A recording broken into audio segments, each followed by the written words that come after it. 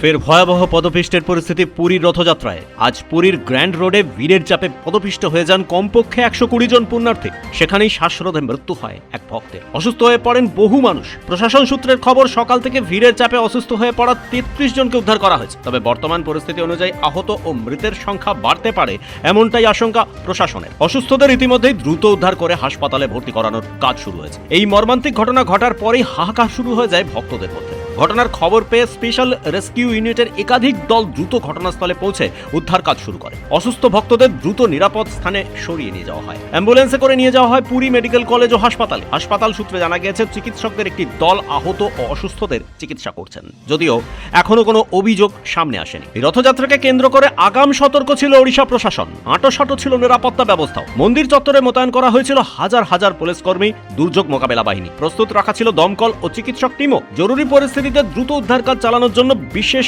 উদ্ধার পথও আগে থেকে তৈরি রাখা হয়েছিল। তারপরেও ঠিক কি কারণে এই দুর্ঘটনার শিকার হতে হলো দর্শনার্থীদের, তা নিয়ে উঠছে প্রশ্ন। যদিও প্রশাসনের তরফে ভক্তদের নির্ধারিত পথ ব্যবহার করে জগন্নাথ দর্শন ও নিরাপত্তা কর্মীদের নির্দেশ মেনে চলার আবেদন জানানো হয়েছে। চলছে পুলিশের লাগাতার মাইকিং। ব্যুরো রিপোর্ট, কুবের কলম ডিজিটাল।